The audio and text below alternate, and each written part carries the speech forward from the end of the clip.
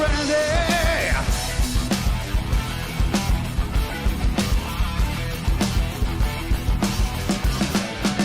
Ain't looking for a lover to hold my hand. I ain't got no time for a dead in line. I hope you understand. So tell me, brother, where I might find a little bit of bother I can get for $1. I'll pay you for a time. Can you read my mind? It ain't no crime. Got what you're after, change in time. You got a knock on the door at number 9. Ain't no find what you're looking for in Elvis brandy wine.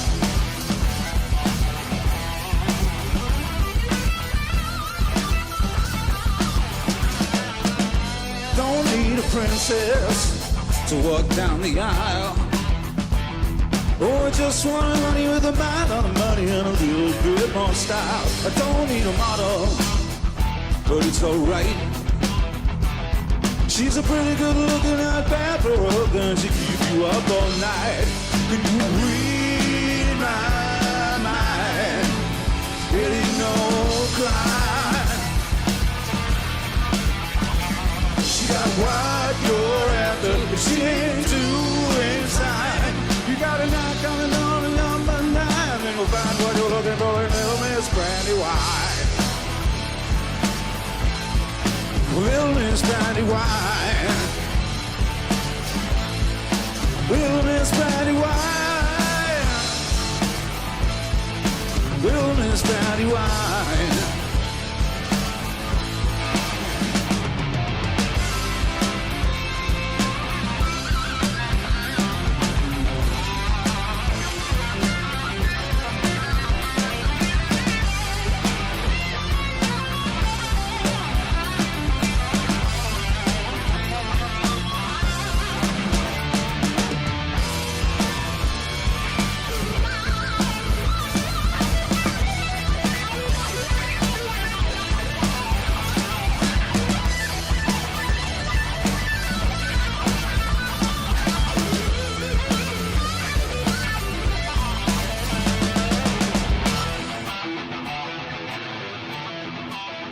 That was the fabulous Howie G Band performing at Britain's Rare Guitars live last year, a track called Little Miss Brandy Wine from his great album called Masters of the Night. If you are watching on YouTube, please subscribe. Or you can follow us on Facebook. Later on we'll be dipping into the 2019 BRG Live with the Story of the Guitar Heroes theatre show. Phil Walker and his band, The Story of the Guitar Heroes, they deliver a superb set. When all this lockdown stuff is over, my goodness, we can get back out and see some live music. Make sure you put this band on your must-see list. Great band, great band. On the last show, you saw me visit Simon Jones in the deepest depths of Cornwall. Now we're going to go back up to Scotland, Fife to be exact, where our buddy James Franklin is going to visit Elite Vintage Guitars. Enjoy this. Welcome back to Britain's Rare Guitars. We're in Scotland today and I'm speaking to Jay from Elite Vintage Guitars. Now Jay, I believe this is your first guitar that we've got here. It is indeed, James. This is a Yamaha Sg 500, built in 1977 and I got it in 97. It's a great shape, I absolutely love it. Great sound too. It's not a very complex guitar, but it does what it says on the tin, and it was a good match against the Gibson Les Pauls of the time.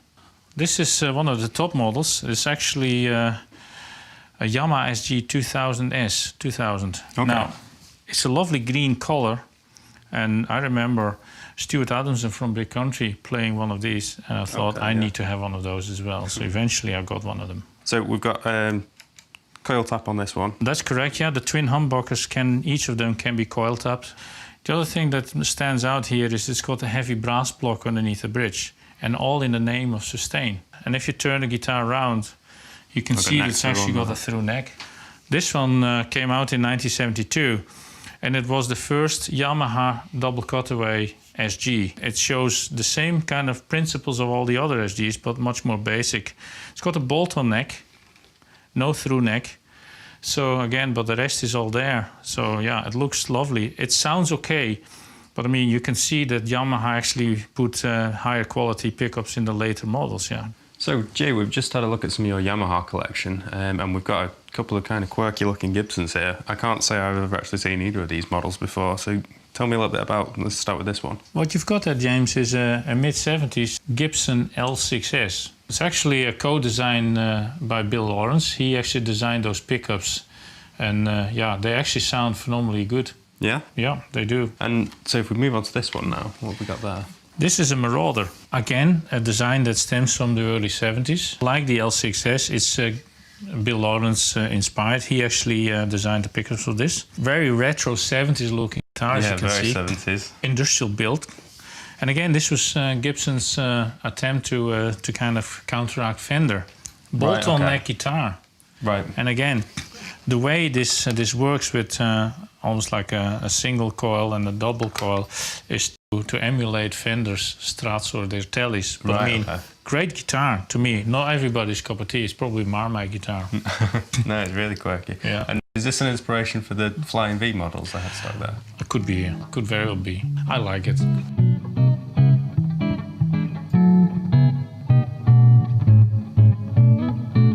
Jay, tell me a little bit about this model. This is, James, a Gibson L5 S. Okay. Yeah, an S meaning solid body guitar. Right, okay. So the Gibson L5 is the semi-hollow Yes. jazz guitar. Yeah, it would be a much bulkier guitar. It would have acoustic sound holes, and it would basically serve as the archtop version of this guitar. And so if I just hold that up to the camera, Yeah, so we can see how much thinner that is. Flat, isn't it? Like a pancake. Yeah. And we've got really accessible top frets as well, which is what I noticed straight away playing it. Yeah. So tell me a little bit about the spec on here. Well, this is a top end of Gibson's guitars that kick-started this in 1972-73. It's got really high output puffs on these. Okay. And you know, your concertina bridge. It's got a tailpiece. It's like a V-shaped tailpiece. It's a lovely looking guitar, and again, it plays superbly well as well. It does, yeah. So if we move on to this one now, because I believe this guitar's got quite a lot of history to it. Tell me a bit about that one. This is a Gibson Les Paul Classic Custom. It was built in 1990, as far as I believe, and it was made for, so I believe, for Jimmy Page in the early 90s. Yeah. Yeah. Now, there's various paperwork and all this stuff to say this, but there's a couple of characteristics that define this guitar. For example, it's a lovely top. It's like It's bookmarked. gorgeous, yeah. Yeah. It's got this funny switch on it. If you switch it, you can actually get the sound exactly what you would get if you play Dazed and Confused. Right, okay. Yeah. Accessible at just a By push-pull just part. it's a push-pull. Now, the workmanship on this is extraordinary, and the fretboard is super smooth and whatnot. This guitar has had limited use. Right, okay. Now, the story goes that this actually ended up out of circulation because the jack socket was ripped off. It actually was repaired. Right, The broken okay. jack socket is actually there, Yeah. and it didn't function. So it was sent allegedly to a luthier to get built, and it was never recovered. It just fell out of circulation. Yes, this ended up with one of the techs who brought it to a luthier. Then it got back to the tech, and via a number of ways, it actually ended up in Preston. Okay. And I bought this guitar from a bloke in Preston. Now, another giveaway is the high spec. This is built from really old parts, old pickups. I think they're T-tops, not 100% sure. I really didn't want to break the guitar apart just to kind of have a look. And you can see here, it says promotion use. Yeah, you can just make that Not out for between the resale. machine heads. So these were not meant to be resold. No. Yeah. So again, this might just be one of those lucky ones that dropped out of the tree, Happy and I'm just accident, happy to end up. Now, I've had a lot of people use this and try it and say this is great, Yeah. but would I ever sell it? Probably not. No. I think this is one. It is a Les Paul, but it's a Les Paul with a story, and it plays superbly well.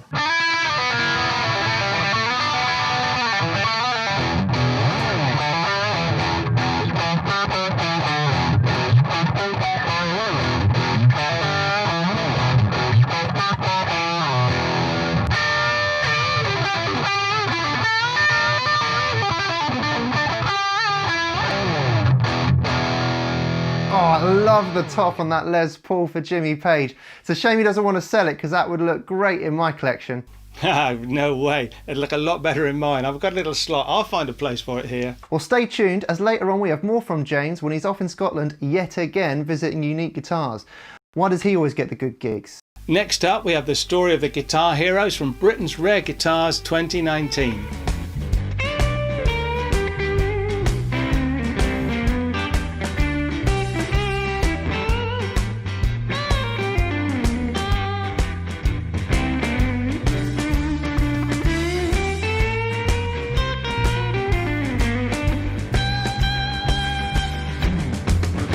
Hey everybody, let's have some fun.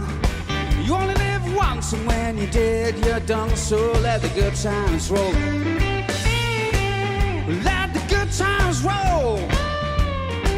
I don't care if you're young or old. Let's get together, let the good times roll. Don't sit there mumbling, talking trash. You wanna have some fun, you better spend some cash and let the good times roll. Let the good times roll. Let the good times roll. Let the good times roll. I don't care if you're young or old. Let's get together. Let the good times roll. Let's roll.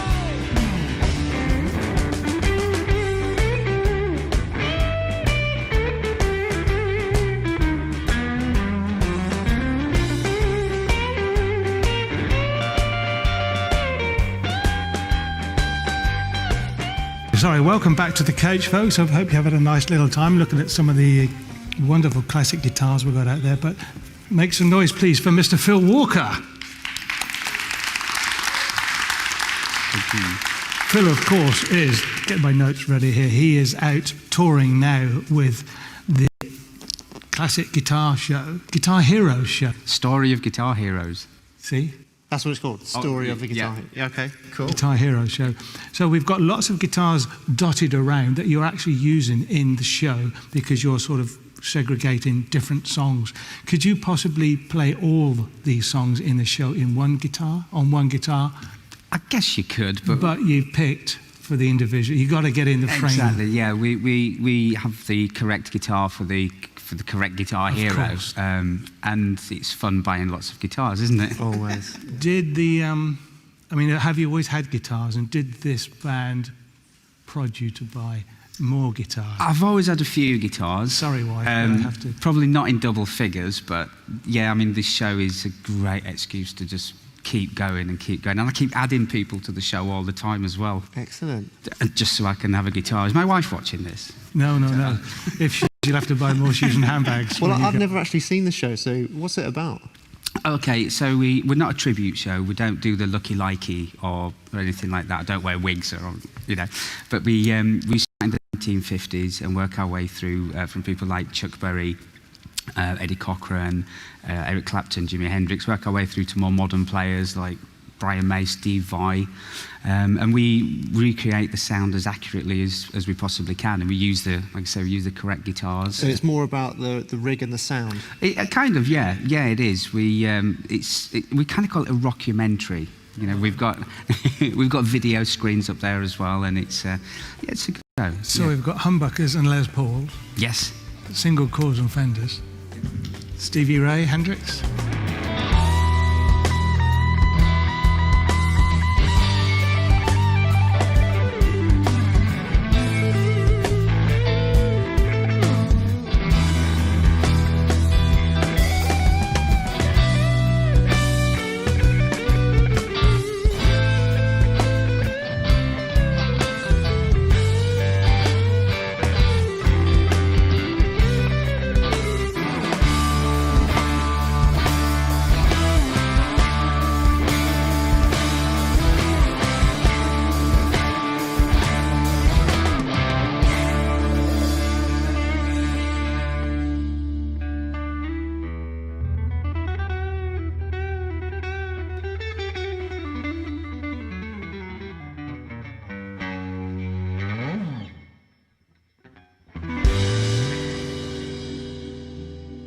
This is actually my number one. I've had this for probably 34 years. Yeah, I got it when I was 11.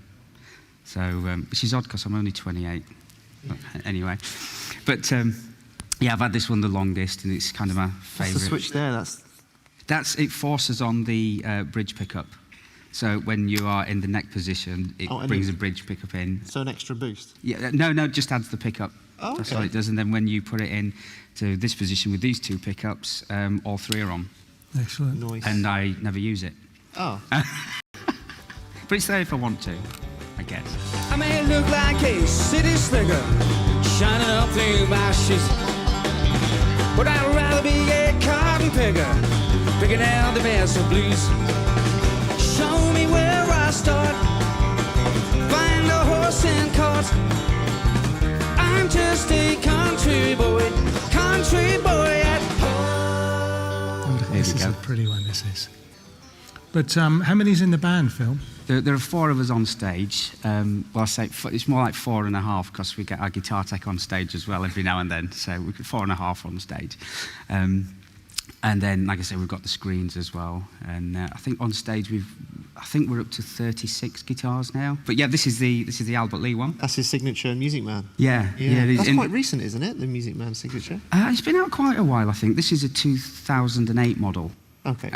But Comfy neck. it's quite unusual, is this one, because it's got the matching headstock, and it's in Radiance Red, which I've never seen another one like it. So it's quite nice.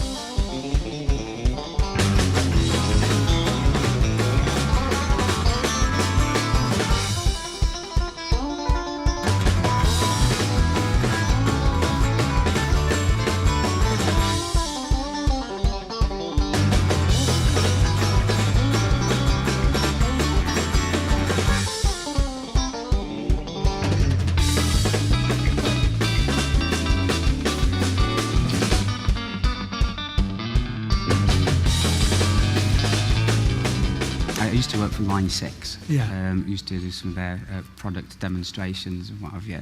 And yeah, that was really good fun. Because the Variax, the Line 6 Variax was great. I mean, like you said, could you do the show on one guitar? Yeah, you could do it on a Variax. But I wouldn't want to.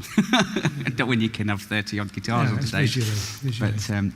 But yeah, that was good fun. You got to play with all the latest toys and what have you. You know, it was good. That was Thinking about it though, I mean, each guitar is different, especially the neck profile can be vastly different. Is it, when you were first doing the guitar show, obviously you're accustomed to it now, but Yeah. surely the change so fast when you're playing live, surely that was a bit of a learning curve, yeah? Absolutely, yeah. I mean, you know, the scale length between Fender and Gibson.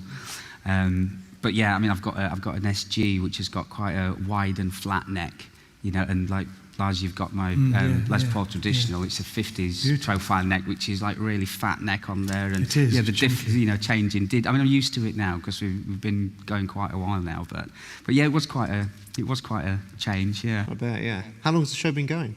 About 5 years now. Oh, wicked. Yeah, so it's good. But I mean, they're getting used a lot. You're doing a lot of gigs, but there's no buckle rasher anyway. Oh no, that's nail polish that you're looking at. Yeah, we like to keep them looking good, and a lot of people like them naturally reds. But you know, if they kind of get a bit of a ding, we get the old nail polish out, and Same colour. There's a little trick. I'll go see if that's good. I go around Boots looking at all the nail polish. People think I'm crazy, lad. Oh yeah, that pink one looks good.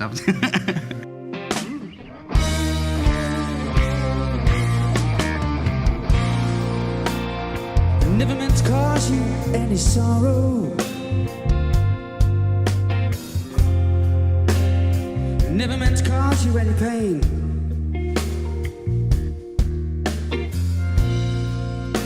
I only wanted one time to see you laughing.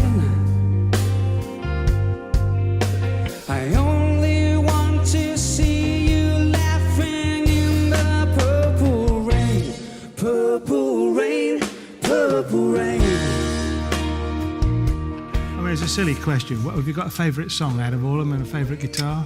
You do the Prince song, don't you? What We one? do, yeah, and we do it on that one. This one, the Crimson. Yeah, in fact, I've just got it's not quite here, a Prince guitar on its way, a cloud guitar. Nice. I didn't get it in time to bring it today, but yeah, we at the moment we do the Purple Rain, and we do it on the Descendant by Crimson. Excellent. It's a good looking guitar, this. It's a lovely guitar, yeah. Check the back out there. Yeah. Well, It was can he- actually custom made for me, because normally, you know, they have these, I can't remember all the names, they've got Rosewood and Wenge and Yeah, all yeah. sorts of different fretboards, and I wanted maple, and Ben Crow from Crimson said, "Maple? No, we can't build a guitar with a maple fingerboard." And he did, and you know, it's been at a few guitar shows as that one, and they've all gone straight to the one with the maple fingerboard.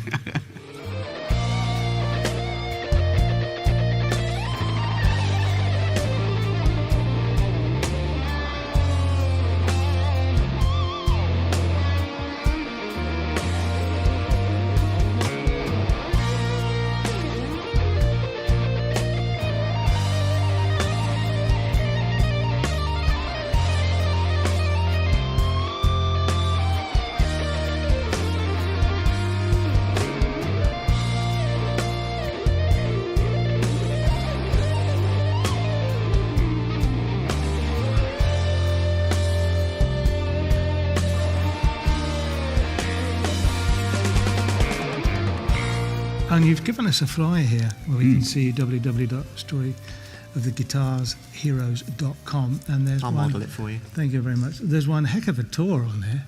Yeah. I mean, a lot of shows they have tour periods, but I think my wife likes me out of the house, so we just Well, you and the keep guitars. going. Yeah. So we're constantly come tour home. all year. No, exactly. We had the summer off, and never again. Well, I can smell hot valves somewhere. Shall we get ready and let's hear you play? Let's do it.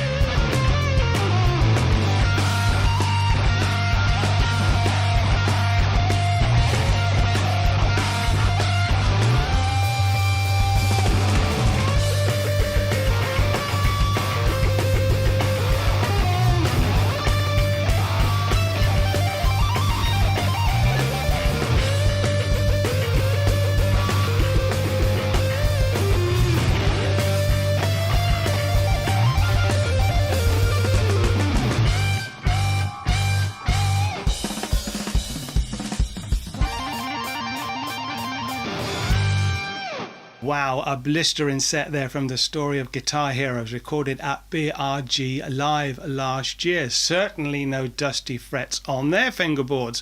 And from the band, I'd like to welcome to the show Phil Walker. Welcome, Phil. Hiya, how you doing? I'm all right. We seem to be starting and topping and tailing these interviews with artists about the virus. I mean, we've got to do it. Crikey, the show seemed a really good show, but it seems so long ago now. But you must have had 3 or 4 months of good gigging in before the virus completely wiped out the live circuit.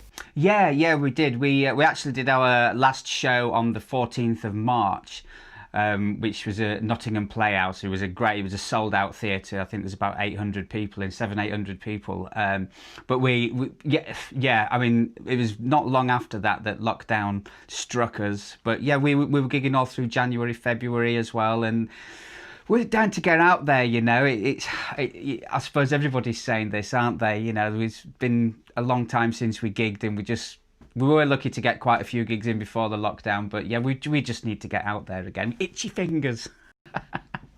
I must say, it was the first time I've seen the new lineup in the band. Who's in the band? Can you name the players for us? Yeah, the new guys. We've got Toby James, which obviously you know Toby. He's been in the show for quite a while now. But the new guy is Lee Williams, although he's not a new guy anymore. He's actually been with us probably 18 months, 2 years. But Lee Williams plays guitar. He plays bass guitar as well. And you might recognise him because he used to be the guitar manager at Absolute Music in Bournemouth. But we stole him. We left a gap in the shop now, but we still get on with the shop, we're okay. And Alan Varnfield on drums, who I have to say is probably one of the best drummers I've ever worked with, and he never stops smiling, is the happiest bloke I've ever met. It's so annoying, even when you get up at 5 o'clock in the morning, you know, to head off somewhere, he's still smiling and happy. It's so annoying. Maybe he hasn't done enough tour, hotel, gig, hotel, gig, tour, gig, bus, gig, hotel. Throw the toaster out the window. We'll break him eventually. Definitely. I mean, smiling on stage, it's entertainment, is what it's all about. And I was just going to say, it smacks that you are all happy on stage, you enjoy, and there's interaction, pick up a bass, people are swapping around a little bit. I've actually talked to some people, well, guitarists mainly during this lockdown period, who've said they're welcoming it. They're not welcoming the loss of earnings, but they can relate it to someone who has to go out and build a wall, a spade, a shovel. They're looking at it. It's become a chore for them. It hasn't become a chore for you at all, has it? Well, no. I mean, if I'm completely honest, I think we all needed a bit of a break, because the show the show itself never stops touring. We don't like a lot of shows. They go through January, February, March, and then that's it. They're done for the rest of the year. We don't. We just keep going. We do every single month of the year, as many dates as we can get in. So, the break was welcome in some respects, but I think just a week off would have done, never mind this 3-4 months, and, maybe it could be next year when we get back out again. Everything's a bit up in the air at the moment. Yeah, up in the air is the word. You've obviously kept in touch in the internet. Have you been working, rehearsing? Have you had to keep motivation going at all? Yeah, well, we've kept in touch. We've done a couple of YouTube video. The old was it the isolation videos or lockdown videos?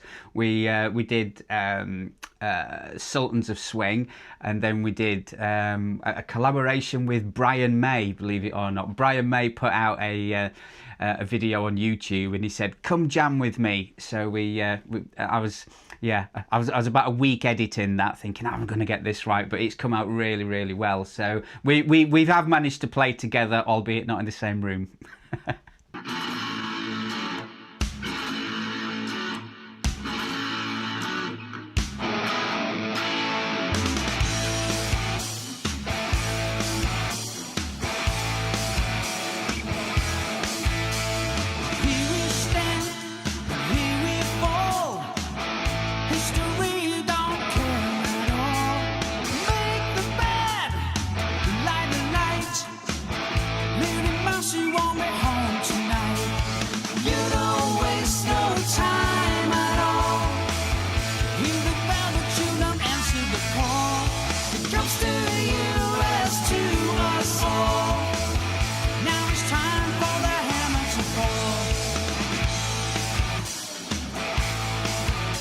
Yes, I was going to bring up the Brian May thing in a minute, or the video collaboration. It's very, very good. I was very impressed with that.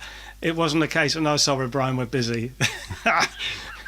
Straight into it. But that was good, because you played the Red Special, the copy guitar that he has. Do you use a sixpence? I do use a sixpence. Yeah, that makes such a difference to the sound. A lot of people on the show say, "Do you need all those guitars?" Well, not only do we need the guitars, we need the picks as well. But yeah, it makes such a difference. It gives it that raspy sort of sound that Brian May gets. And if you were to use a plectrum, even if you've got the Red Special, if you just use a plastic pick, it wouldn't sound the same. But yeah, the sounds are. Well, they're the most important part of the show, the guitars and the sounds, and we use the Line 6 Helix to recreate everything. We used to take guitar amps out on the road with us right in the very beginning, and apart from breakdowns, and it was a different sound every night. You couldn't actually nail the sound you wanted, so the Helix is just a great tool for getting those sounds. Yes, there's some great sounds in digital processors at the moment, built for guitar, obviously, but obviously you need a single coil, a P90, a humbucker, an acoustic guitar, a semi-acoustic, a solid body, to recreate the sound of the song, to get the authentic sound of the song you're reproducing, yeah? Absolutely, yeah. And we do kind of pride ourselves that we have the same guitar or a replica guitar of whichever artist we are, or guitar hero we are, we're paying homage to. And yeah, the single coil, the humbucker makes a big difference. You couldn't do Sweet Child of Mine on a Strat. You have to, and we go that one step further as well. Like Clapton's Blackie, so we have the black Strat, and Hank Marvin's the Fiesta Red Strat, Chuck Berry the Red 335. So we it's an excuse to buy more guitars, to be honest. That's basically what this show is. Do you know, I think there's a bit of something else behind all this. I just think you don't matter about the band. Right, we're going to play a Prince song, or we're going to play Caroline by Quo. I need a white telly. What else? So are you adding songs all the time just to get new guitars? Well, yes. No, but well, yes and no. I mean, we do try revamp the show as often as we can. At least once a year, we'll make some changes to it. A lot of the big favourites we always keep in. Layla, you know, we couldn't do a guitar show and not do Clapton's Layla, you know. But we've added a few new bits and pieces in this year, and I think we've we've got about 4 or 5 new guitars in the show, and you know, it's kind of nice to do that, I must admit. My wife's going to be watching this, so it's all for work. All for work. Of course. Yes, it's all for work. Well, thanks, Phil, for a great interview. When can we see you again? How do we keep in touch? The usual way, we've got our website, which is storyofguitarheroes.com. If you search Story of Guitar Heroes on Instagram, Facebook, and there's YouTube as well, which is Phil Walker Guitarist. But yeah, just hopefully we'll be out again next year, maybe at the back end of this year, all being well. But yeah, get out there and buy tickets. The best way to support the show and all the venues that we play is to go on there and just buy the tickets. Keep supporting live music. Brilliant. I can thoroughly recommend coming to see you as well. Anybody loves guitars. Thanks for all the entertainment, and keep buying guitars. Thanks, Phil. Thank you. Okay, we're now going to go back up to Scotland to see James, who is with Dave MacArthur.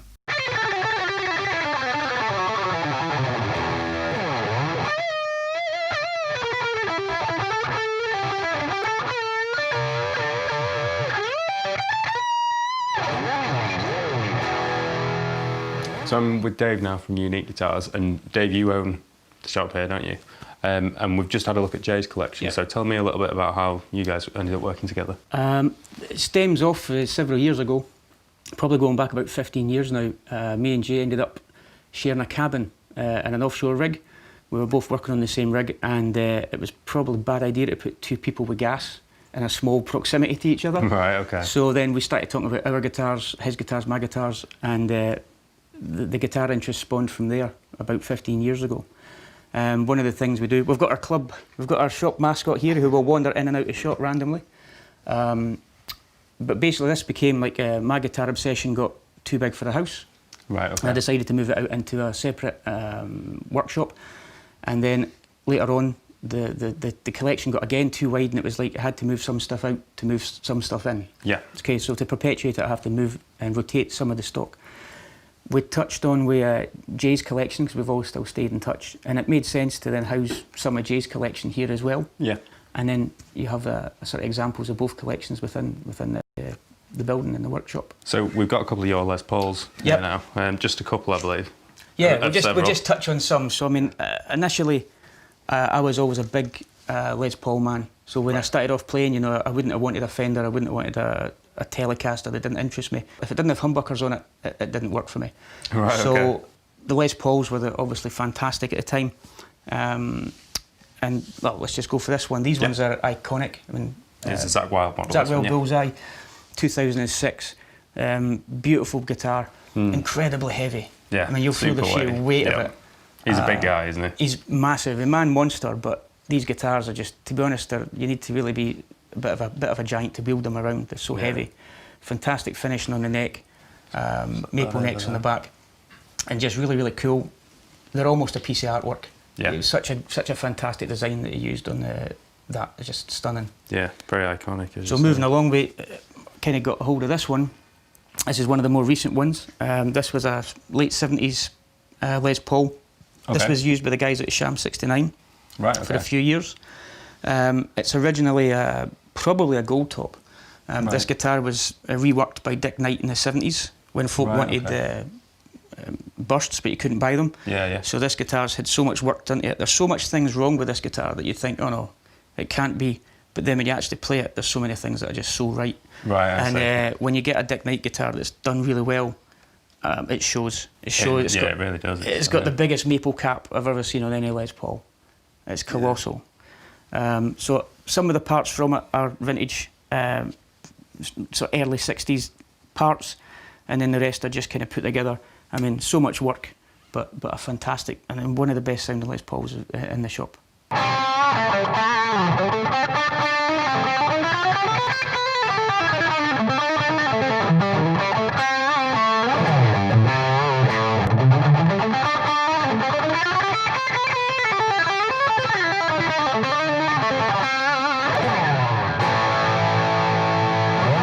Okay, so Dave, we've got a couple more guitars now. I believe this is the first one. Is this the first one ever? That there was the first real guitar that I ever got hold of. I was looking for something a bit better than what I'd been using at the time, which was basically a friend's dad had made a guitar or something that was like cheese wire trying to play it. Right, okay, yeah. Really hard to learn on.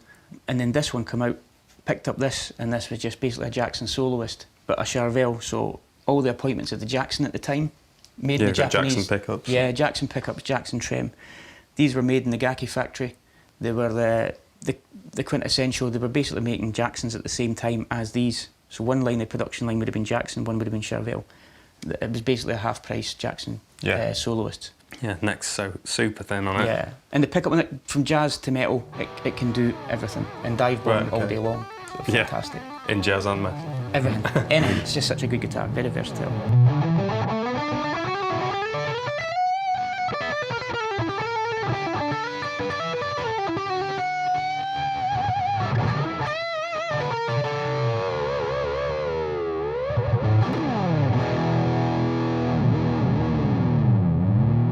And if you flip it over, it's neck through construction.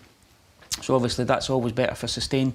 Just an absolute joy. It really took me quite a long time to get out with this guitar to think about something that would be better or could do the job better. The Fenders at the time couldn't compete to it. Probably as you get a little bit older, your tastes change. Well, I guess, speaking of taste changes, as you get older, this is one of the more recent purchases. Yeah, so going from one of the first to one of the latest. This one is a 20th anniversary PRS Custom 24.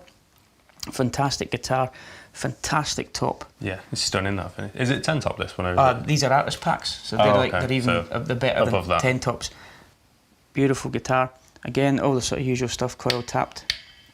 Other little bit about it was obviously the different inlay work, so like a Birds in Flight inlay. Yeah. A little bit different from the normal. Yeah, that's on all the anniversary models, isn't it? The 20th anniversary models have got that style of that sort of inlay work, and then the subsequent ones are slightly different again. Okay, so it's just different inlays. Yeah.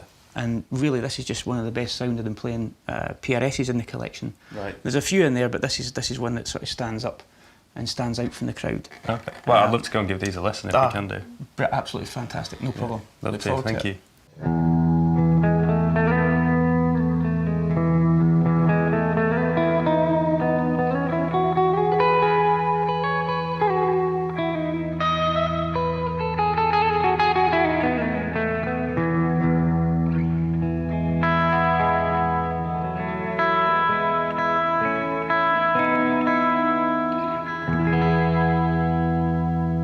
Well, thanks for that, James, and we'll catch up with you later on in the series. Thanks for watching, everybody. I hope you enjoyed this show. Now we're going to play out with the Howie G Band.